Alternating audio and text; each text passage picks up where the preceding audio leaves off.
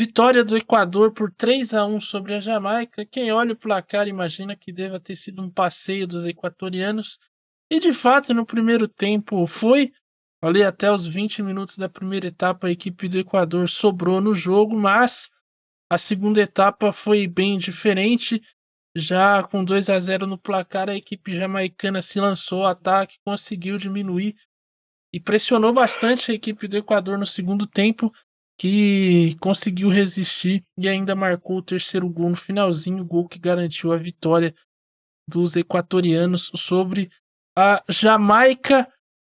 A situação está complicada nesse momento do grupo para a Jamaica, mas ainda há possibilidades. Para isso depende de uma vitória do México, né, na partida de daqui a pouco, para que a equipe jamaicana possa chegar com chances de classificação. Na verdade, a Jamaica depende do México nessa rodada e na próxima para poder se classificar.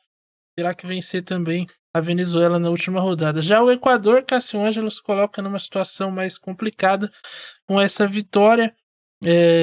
Precisa apenas vencer o México, dependendo do que acontecer entre Venezuela e México, pode passar em primeiro e pode passar até com empate na próxima rodada, dependendo dos resultados de Venezuela e Jamaica também. Ou seja, está numa situação confortável não só pela questão da tabela, mas pelo futebol apresentado também. O Equador vem jogando muito bem.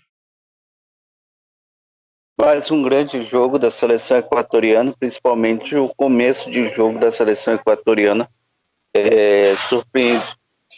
Surpreende Chavão Barros, igual foi contra a Venezuela, uma equipe que sempre entra pressionando o adversário, sobe as linhas, tenta passar o erro da zaga adversária, tenta marcar, subir as linhas, tenta fazer aquela famosa marcação alta.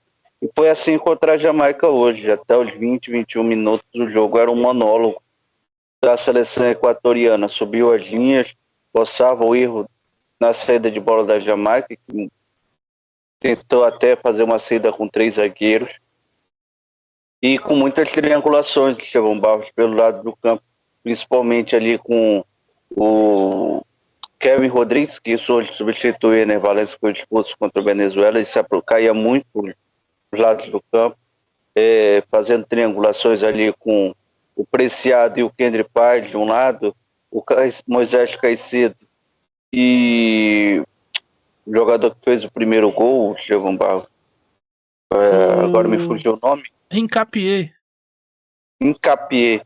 E o Hincapié por outro lado. E a seleção equatoriana tem um DNA ofensivo, Chavão Barros, talvez pelo treinador Pérez Torres ter trabalhado no Barcelona, trazer esse DNA das canteiras do clube catalão para a seleção equatoriana. É uma seleção que é gostosa de se ver jogar, Chavão Barros. E o primeiro gol surge justamente de uma triangulação ali no primeiro tempo. Jogada do Moisés Caicedo, o Hincapié chuta, a bola desvia no jogador da Jamaica, aparentemente o árbitro deu gol contra, e daí em diante só deu Equador. A seleção da Jamaica conseguiu fazer uma triangulação apenas aos 24 minutos, mais da metade do primeiro tempo passado, foi quando fez ali com o jogador, se eu não me engano, o Antônio, que é o principal jogador dessa seleção jamaicana, bom jogador.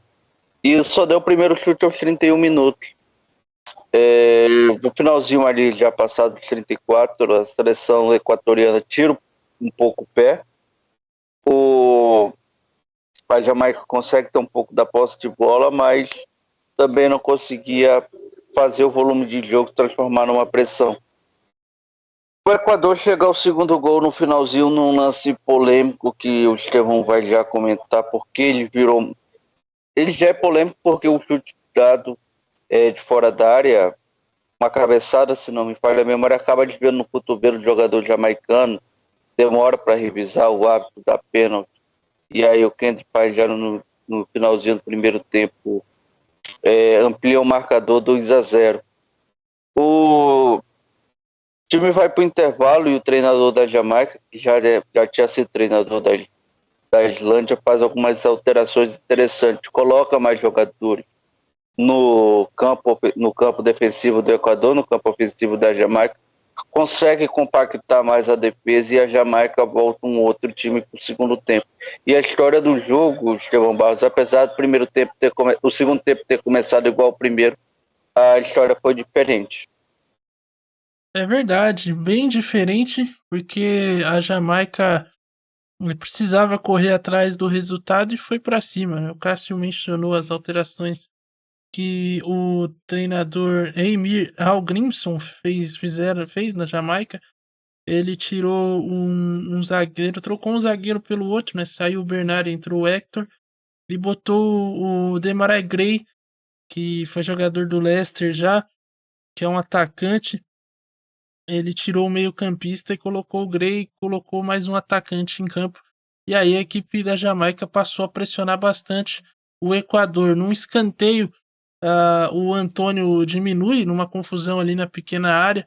Depois de a bola desviar no zagueiro do Equador, ele fica com a sobra, empurra para dentro do gol, bate de primeira. Num bonito giro ali, ele acertou um belo voleio no canto do goleiro Domingues. E a Jamaica, aos trancos e barrancos, a gente via claramente que era um time limitado tecnicamente, mas muito aplicado, muito aguerrido, e foi para cima, se lançou ao ataque, pressionou a seleção do Equador. E aí teve um lance polêmico ali, por volta na casa ali dos 30 minutos da segunda etapa, 30, 35. A bola, houve um pênalti, um toque de mão no, no jogador, na mão do Hincapié, aliás, do Alan Franco, né, que foi o jogador do Atlético Mineiro. A bola bate na mão dele, um lance que, ao meu ver, deveria ter sido marcado, porque ele marcou no primeiro tempo um lance, ao meu ver, que até era mais discutível do que esse. A bola bate na mão do Alan Franco. Para mim, ele tá com o braço aberto ali, deveria ter sido marcado, mas o árbitro foi no VAR, não entendeu dessa forma, mandou o jogo seguir, o jogo seguiu. A Jamaica ainda tentou pressionar, mas no finalzinho, o Minda, que havia entrado na segunda etapa pelo Equador, faz o terceiro gol num bonito contra-ataque, numa bela arrancada dele. Ele parte para cima da defesa jamaicana, ganha na velocidade e bate na saída do goleiro. 3-1, placar definido. O Equador vence o jogo, merecia vencer pelo que fez na primeira etapa, mas acho que a Jamaica merecia um pouco mais nesse jogo também. Dá para dizer que foi um jogo de dois tempos cada, né? Primeiro tempo, superioridade do Equador, e na segunda etapa a Jamaica foi melhor, teve mais volume, teve mais ação, incomodou mais o Equador ofensivamente do que o contrário. E tem esse pênalti aí que, ao meu ver, foi decisivo para o jogo. O árbitro que estava muito confuso no jogo todo. Ao meu ver, favoreceu demais o Equador em alguns lances. O critério dele estava meio esquisito, sempre pendia para a equipe equatoriana. E esse pênalti não marcado, para mim, foi um erro por parte da arbitragem e condicionou muito o resultado. Se a Jamaica empata ali, não sei se o Equador teria forças para conseguir novamente a vantagem no placar. E talvez até a Jamaica conseguisse a virada, porque a equipe estava num bom momento e o gol naquela altura do jogo acho que faria a equipe acreditar ainda mais numa possível virada. De qualquer forma, o Equador... Mexeria na questão psicológica não só da Jamaica, que melhorou muito no jogo, quanto no Equador, que já tinha perdido o primeiro jogo de virada. Sim, então condicionaria muito o jogo, mas não foi o que aconteceu. E aí não tem como não falar da arbitragem. A Jamaica vai reclamar, ao meu ver, com razão aí dos critérios e das decisões da arbitragem no jogo de hoje. Apesar disso, Cassiôngelo, a gente tem que falar de alguns pontos positivos, mais uma vez mostrados pelo pelo Equador, Hincapié e Preciado muito bem no jogo. Mas hoje também o Kendry Paz aparecendo aí para o jogo, fez uma boa partida, especialmente no primeiro tempo, quando chamou mais o jogo e conseguiu fazer o gol de pênalti. No segundo tempo cansou, mas acho que mostra aí que tem condições sim de ser titular e de ajudar o Equador nessa Copa América. Um jogo totalmente diferente que ele fez no primeiro jogo, Estevão Barros. No primeiro jogo, onde ele se escondeu do jogo, foi muito discreto. Hoje não. Hoje chamou a responsabilidade, estava confiante. Na gíria do futebol, a gente disse que hoje ele estava afim de jogo. Dono também ali das bolas paradas da equipe do Equador. E na hora do pênalti chamou a responsabilidade, não teve aquele. Botou a bola debaixo do braço e foi bater, como os antigos faziam. Hoje em dia é muito comum essa transferência aí de responsabilidade, um jogador segura a pressão para o outro bater. Não, ele desde o começo já pegou a bola, botou debaixo do braço e assumiu a responsa. É um bom jogador, Estevão Barros. E olha o que ele fez no primeiro tempo e no comecinho do segundo a gente vê um jogador que ainda tem muito para evoluir tecnicamente. Ali o último lance que ele participa no segundo tempo, ele acaba forçando um passe, isso é da experiência, isso é da idade.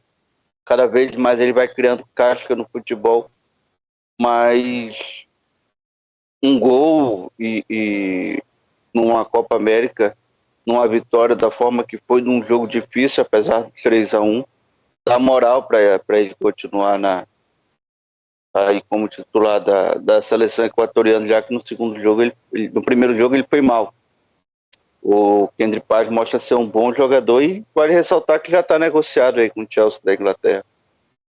Exatamente, né? Vai ser parceiro de time também do Caicedo, né? Que também atua na seleção equatoriana. O Equador consegue uma vitória importante. A Jamaica tem chance ainda de se classificar, mas depende de combinações de resultado. Veremos o que acontece no jogo entre Venezuela e México, que acontece daqui a pouco. Antes de encerrar aqui, passar pela nossa agenda de transmissões, agenda de transmissão, que amanhã tem mais. Amanhã tem Uruguai e Bolívia a partir das 9h30.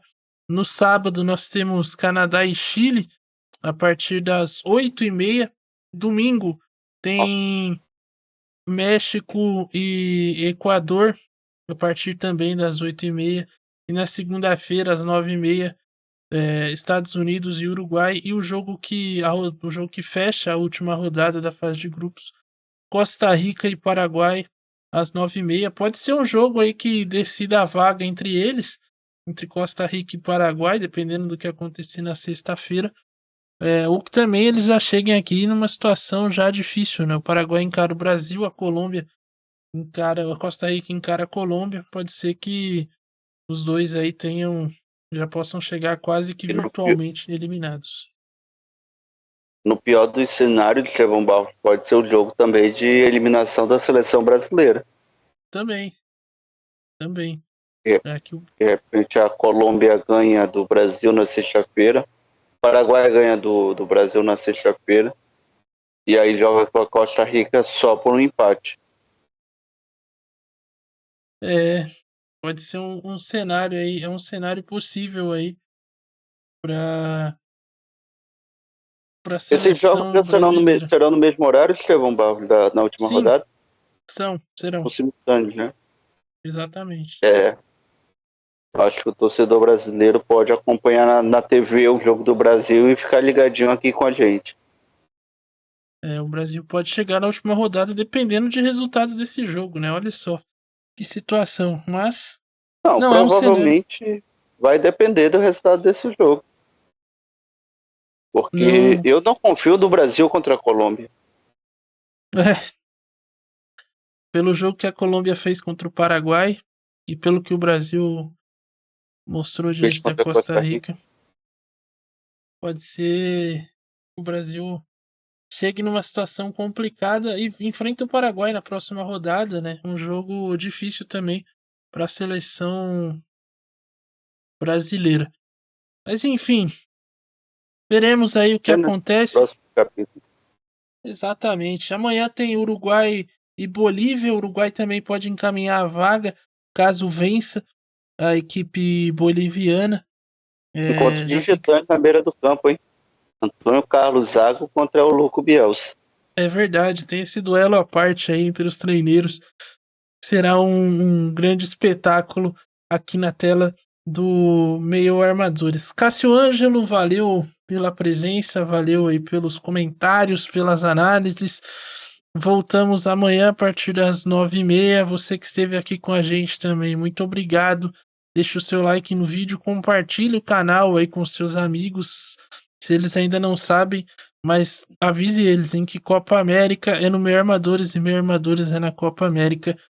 Vamos até o dia 14 de julho, quando a final acontece. Estaremos aqui ligadinhos nesses grandes jogos da Copa América. É isso, valeu, falou e até amanhã. Tchau, tchau, Brasil!